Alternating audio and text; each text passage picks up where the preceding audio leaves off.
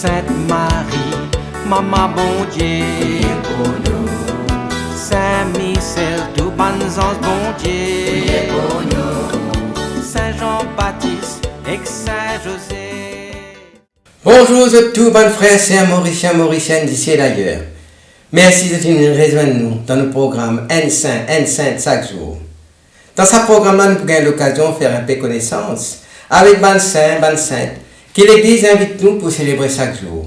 Et pour demander aux autres, prier pour nous et intercède pour nos familles. Aujourd'hui, le 12 décembre, l'Église invite nous à célébrer fête Notre-Dame de la Guadeloupe, patronne des Amériques et particulièrement vénérée au Mexique et dans les Caraïbes. Là, au Mexique, en 1531, un pays en pleine effervescence spirituelle et culturelle. C'est dans ce contexte-là que la Vierge Marie apparaît à un humble paysan, Juan Diego, sur la colline de Tepeyac. Il demande pour faire construire une église en son honneur. Malgré ban doute, malgré ban obstacle, Juan Diego persévérait. Et pour prouver sur l'apparition, la Vierge fait fleurir ban rose dans son manteau. Ce miracle-là, c'est pour défier ban saison. C'est pour un symbole de l'amour maternel de Marie et de sa volonté pour les rapprocher de ban peuple autochtone. Ainsi, la fête Notre-Dame de la Guadeloupe livre un moment de célébration de la foi, mais aussi de l'identité culturelle et de l'unité des peuples d'Amérique. Cette fête-là commémore l'apparition de la Vierge Marie à Juan Diego, un Indien mexicain, le 9 décembre 1531. À l'époque-là, le Mexique est en pleine colonisation espagnole. Le christianisme commence à implanter parmi la population indienne.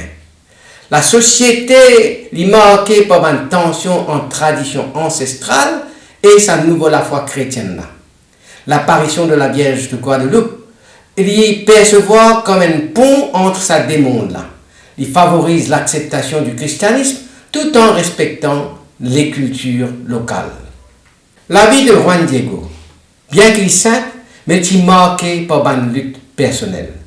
La population indigène est souvent marginalisée, considérée comme inférieure par une colon espagnole et par une autorité ecclésiastique. Ils subissent une injustice sociale, économique et culturelle avec peu de droits et de forte exclusion. L'apparition de la Vierge de Guadeloupe à Juan Diego, c'est un événement spirituel majeur, mais aussi une mission lourde de conséquences. Juan Diego était chargé pour apporter un message de la Vierge Marie à l'évêque local, l'évêque Juan de Zumárraga. C'était une tâche délicate parce qu'il implique pour convaincre une autorité souvent sceptique, voire même hostile, face à un Indien illettré et pauvre. En tant qu'Indien, Juan Diego est vulnérable face à la méfiance et au racisme des autorités coloniales. Son rôle de messager divin place-lui dans une position fragile. Et il bien affronte ban doute, ban rejet et ban répression. Depuis l'apparition de la Vierge à Juan Diego en 1531, beaucoup fidèles rapportaient une guérison considérée comme miraculeuse. Cette guérison-là concerne une maladie grave, chronique et incurable selon la médecine de l'époque, telles que une paralysie, une affection cardiaque, un trouble neurologique, une maladie spirituelle.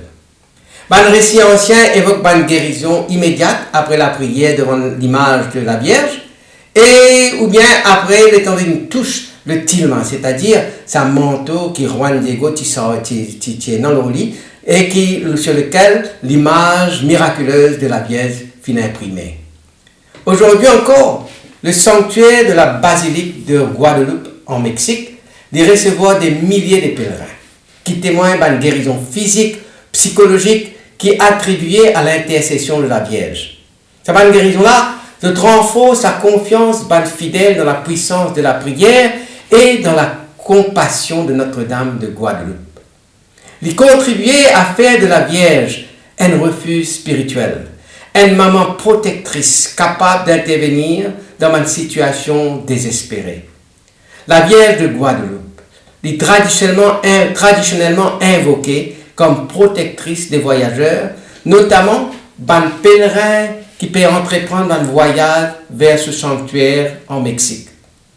Sa protection-là, il percevoir à la fois comme une sécurité physique, protection contre un accident, contre un danger naturel et humain, et aussi comme un soutien moral et spirituel. Beaucoup de pèlerins racontaient qu'ils ont ressenti une présence rassurante, une paix intérieure ou un signe de protection divine durant le pèlerinage. Certains rapportent un événement que ils échappent à un accident ou à une situation périlleuse, dangereuse, qui est attribuée à l'intervention de la Vierge. La protection des voyageurs est inscrite dans la longue tradition catholique que la Vierge Marie est considérée comme un guide et une gardienne. Au Mexique, sa dimension est particulièrement forte parce que le sanctuaire de Guadeloupe est un des lieux de pèlerinage les plus fréquentés au monde. L'image miraculeuse elle-même est considérée comme un miracle permanent. Sa tissu, sa tillement de Juan Diego, sur lequel la Vierge imprime sur l'image, il est capable de dégrader en quelques décennies. Et il reste intact depuis près maintenant de 500 ans. Et ça, aucune explication scientifique pas capable d'expliquer ça. Sa conservation de sa tissu-là, de sa image et sa tissu-là, il est considéré comme un signe de l'intervention divine. Parfois, un événement historique comme la protection de la ville du Mexique pendant la crise ou bien une invasion, sont attribués à l'intercession de la Vierge. Et ça renforce son rôle de protectrice non seulement individuelle, mais aussi communautaire. La fête de la Notre-Dame de la Guadeloupe, les continuer inspire des millions de personnes aujourd'hui. Il symbolise l'unité des peuples d'Amérique, rassemblant une culture diverse autour d'une même la foi. La Vierge est un symbole d'espoir pour les qui peuvent souffrir. Il rappelle que la foi est capable d'apporter un réconfort et une guérison.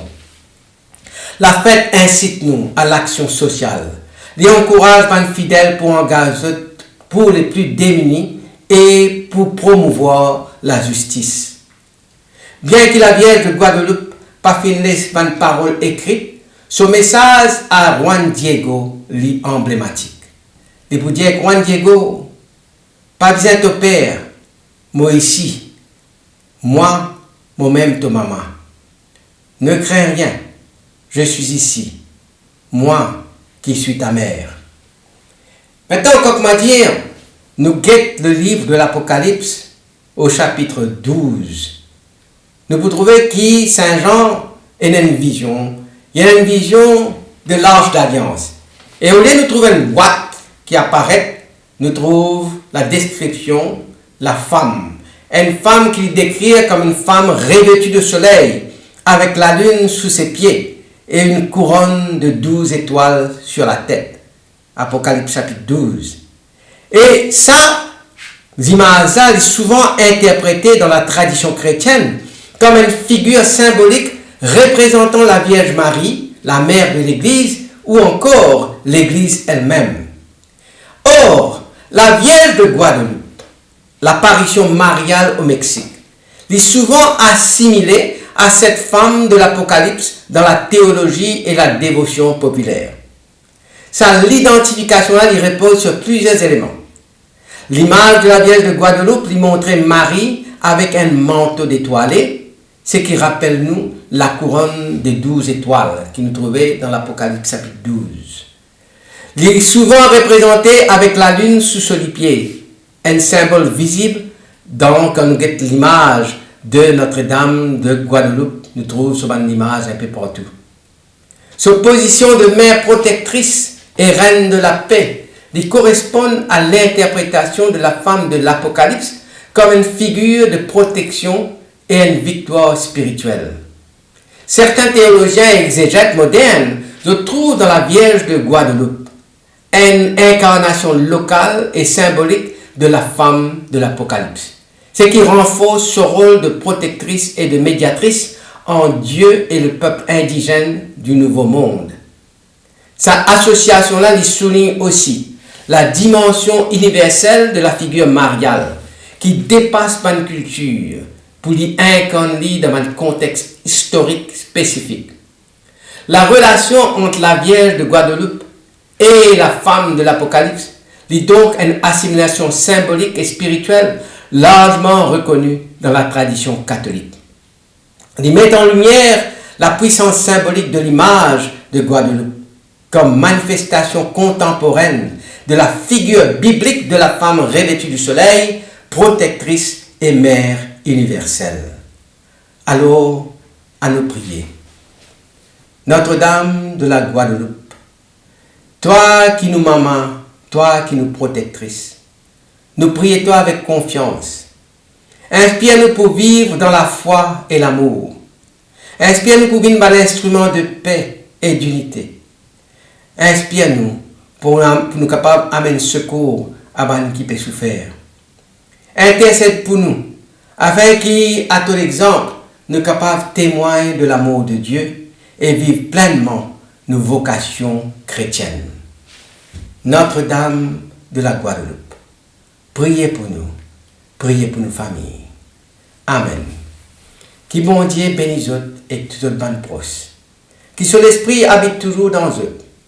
Qui les protège toujours et partout. Au nom du Père et du Fils et du Saint-Esprit. Amen et à demain. Saint-André et Saint-Matthieu, priez pour nous. Saint-Jean, Saint-Marc et Saint-Luc, Priez pour nous, priez pour nous, priez pour nous. Sainte-Marie-Madeleine et Saint-Étienne, Priez pour nous, Saint-Ignace et Saint-Laurent, priez pour nous.